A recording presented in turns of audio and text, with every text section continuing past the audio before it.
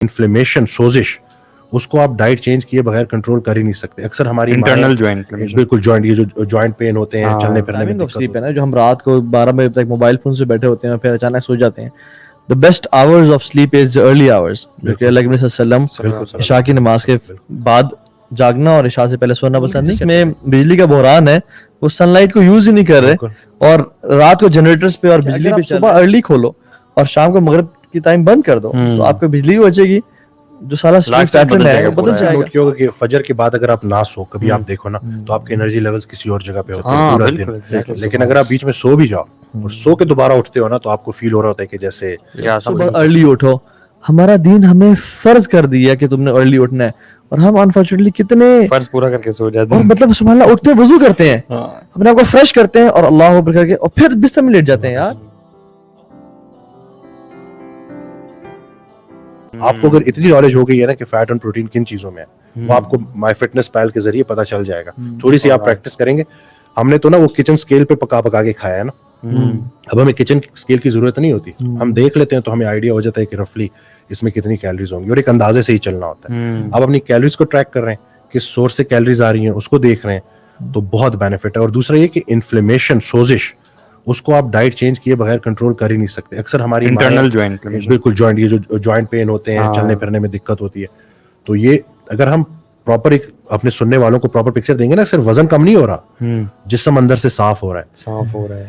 Insulin के levels नीचे जा रहे हैं तो काउंटर हार्मोन्स ऊपर जा रहे हैं। काउंटर हार्मोन्स कौन से हैं? एपिनेफ्रिन, नॉरएपिनेफ्रिन, एड्रेनालिन, ठीक है ना। इसी तरह से ग्रोथ हार्मोन, ठीक है, तो ये ग्रोथ हार्मोन क्या एंटी एजिंग हार्मोन है। तो अगर आपकी स्लीप सेट हो गई, उधर से ग्रोथ हार्मोन आ गया और इधर से आपके इंसुलिन लेवल्स कम है तो ग्रोथ हार्मोन आ गया। याद रहे, इंसुलिन लेवल्स अगर ज्यादा है ना तो ग्रोथ हार्मोन ज्यादा रिलीज नहीं हो सकता, उसको कट कर देता है इंसुलिन ना।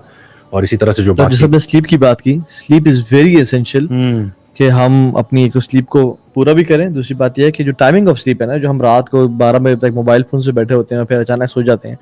The best hours of sleep is early hours, जो कि अल्लाह के नबी सल्लल्लाहु अलैहि वसल्लम इशा की नमाज के बाद जागना और इशा से पहले सोना पसंद नहीं करते थे।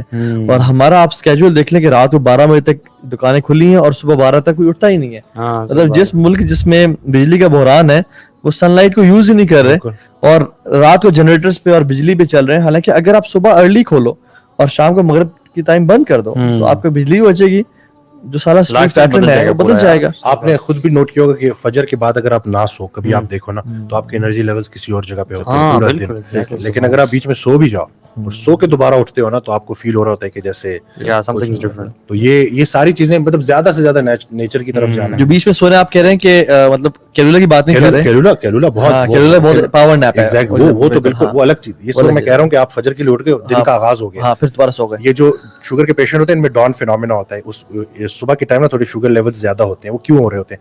बॉडी आपको सुबह के लिए रेडी कर रही होती है, और उसको भी हमने खतरनाक कह दिया, बंदे को शुगर बढ़ रही है जी, ये तो बड़ा खतरा हो रहा है। हालांकि वो नेचुरल है। पूरी दुनिया जो है ना, पूरी दुनिया सुबह 5 बजे 5 AM क्लब रॉबिन शर्मा ने लिख दी और बहुत सारी किताबें कि सुबह अर्ली उठो। हमारा दीन हमें फर्ज कर दिया कि तुमने अर्ली उठना है, और हम अनफॉर्चुनेटली कितने फर्ज पूरा करके सो जाते हैं। और मतलब सुबह अल्लाह उठते वजू करते हैं, अपने आप को फ्रेश करते हैं और अल्लाह अकबर करके और फिर बिस्तर में लेट जाते हैं। यार यानी कि दिमाग जागा कि कुछ करूंगा, और फिर उसके बाद आपने उसको, वो बेचारा शौक में कि भाई ये मतलब या तो जगाता ही ना, मुझे अब जगा दिया अल्लाह ने, तुझे जगाया और दोबारा से सुला तो नहीं ना। तो फजर पढ़ने का मकसद ये नहीं था कि आप उठ के दोबारा सो जाए, बल्कि मकसद ये था कि दिन की शुरुआत हो गई है, सेरोटोनिन आपका रिलीज होने शुरू हो जाता है, नेचुरल बॉडी क्लॉक जो है आपकी।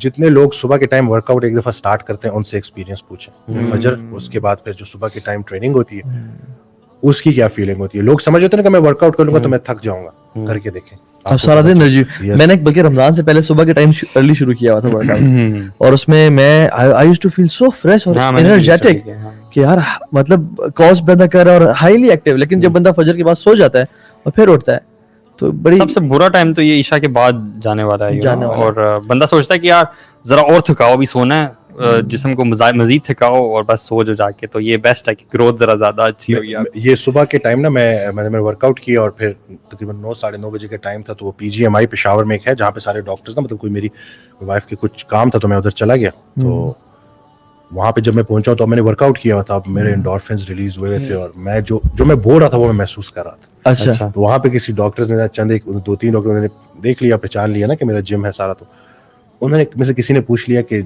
एक्सरसाइज के बेनिफिट्स ना थोड़ा। अब वो मेरे एंडोर्फिन्स सही ऊपर पहुंचे हुए थे, मैं खुद प्रॉपर फील कर रहा था और मैंने पता नहीं क्या कोई खिताब शुरू किया। अच्छा। वो उधर 10-15 मिनट में ना वो बंदों ने मुझसे नंबर लिए और उसके बाद शाम में उनमें से इतने सारे लोग जिम पहुंचे हुए थे। हाँ, उसमें से कोई थोड़ी लोगों ने कंटिन्यू किया, लेकिन रजिस्ट्रेशन बहुत सारे लोगों ने करा दी थी। मैं उसको इससे रिलेट करता हूँ कि मैं जो बोल रहा था ना वो मैं महसूस भी कर रहा था, मैं खुद करके गया था ना, तो अल्लाह ने उसमें प्रॉब्ली शायद तासीर इतनी डाल दी थी कि वो मैं अमल करके गया था। तो वो उसी दौरान मैं उसी फेज में था और उसी के दौरान उन्होंने मुझसे जो क्वेश्चन पूछ लिया, तो वो बात में पता नहीं कैसे, और मुझे बाद में मैं भी हंस रहा, मैंने कहा यार मैं उस वक्त इतना मतलब पता नहीं मैंने क्या बोला है कि वो लोग मतलब इतनी जल्दी 15-20 मिनट में वो सारे के सारे। स्पेशली आप आज रोटी मंदी तो नहीं खा के, चावल तो नहीं खा के आए? नहीं, बिल्कुल भी नहीं, अल्हम्दुलिल्लाह। शायद आज इसलिए था। नहीं, मेरे सोच में था कि यार नहीं आज कम से कम आज नहीं खाना, कल खा लेंगे। नहीं, देखिए मैं ये कह रहा हूँ कि आप आसान, मैं आपको बता रहा हूँ, कोई उम्र कैद नहीं है। एक टेस्ट जो मैं इस लाइव सेशन के जरिए जो मैं एक बात कहूंगा कि इंसुलिन रेजिस्टेंस पे नजर रखें, इसको 2 से ऊपर ना जाने दें, 2-3, उसके बाद आप गुजारें अपनी जिंदगी। हम जो है ना स्केल को देख रहे होते हैं और ये इंसुलिन टेस्ट इतना ट्रिकी है ना, आपका वजन नहीं बता सकता कि आपका इंसुलिन कितना है। ये इतना डिफरेंट रेंज में आता है। कुछ लोगों का इंसुलिन 20 होगा और मतलब मेटाबॉलिकली वो ज्यादा ओबीस होंगे, दिखने में इतने नजर नहीं आएंगे। कुछ लोगों का फैट डिस्ट्रीब्यूशन ऐसे होता है कि जिसमें वो इतना इंसुलिन रेजिस्टेंट नहीं होते। तो ये नहीं कि सही मानों में टेस्ट करना, ये जो ब्लड टेस्ट है ये बड़ा जरूरी है। यानी इस टेस्ट को insulin resistance fasting insulin test, fasting insulin test. ये जो मैं कहता हूँ ना कि डायबिटीज रिवर्सिबल है, तो हजरत अली करम अल्लाह वजह का कौल है कि कोई भी बड़ा काम बड़ी दलील के बगैर ना शुरू करना। तो सबसे बड़ी दलील जो हमारे पास है वो यही है कि क्या हमारी मेडिकल की बुक्स में लिखा है कि डायबिटीज इंसुलिन रेजिस्टेंस की वजह से होती है? बिल्कुल लिखा है। तो ये जो भी बला है इंसुलिन रेजिस्टेंस, इसको चेक करने का कोई टेस्ट है? बिल्कुल है, फास्टिंग इंसुलिन टेस्ट, वो हम करते हैं। उसके बाद हम होमा IR की तरफ जाते हैं, homeostatic model assessment of insulin resistance. ये वो टेस्ट है जो हमें एक्चुअल बता देता है कि बॉडी में कितनी इंसुलिन रेजिस्टेंस है, जितनी ज्यादा है उतनी बीमारी ज्यादा है। तो वो तो कैलकुलेट नहीं हो सकती जब तक इंसुलिन टेस्ट नहीं करवाया गया। ठीक हो गया? तो वजह का टेस्ट कराए बगैर किसी को ये कहना कि ये नहीं ठीक होती, क्या सही बात है? नहीं, बिल्कुल भी नहीं। रूट कॉज को आपने प्रॉपर उसको आपने एड्रेस नहीं किया, उसको आपने देखा ही नहीं। आपका HbA1c जो 3 माह की शुगर है वो बीमारी की अलामत है। लेट्स से मैं अपने डायबिटिक पेशेंट है उसका इंसुलिन टेस्ट कराता हूँ और HbA1c कराता हूँ। HbA1c 3 माह की शुगर होती है, ये हमें बता रही होती है कि 3 महीनों में बॉडी ने कितना शुगर को एक्सपोज रही है। लेट्स से ये 6 से नीचे होनी चाहिए, लेट्स से ये 8 आई है और मैंने इंसुलिन का टेस्ट कराया जो कि नहीं होता, लेकिन वो मैंने छुपा के रखा हुआ है अभी, वो मैं नहीं होता। ये कि महीने में 2 महीने में HbA1c 5 पे आ जाती है। पेशेंट कहता है मेरी डायबिटीज रिवर्स हो गई।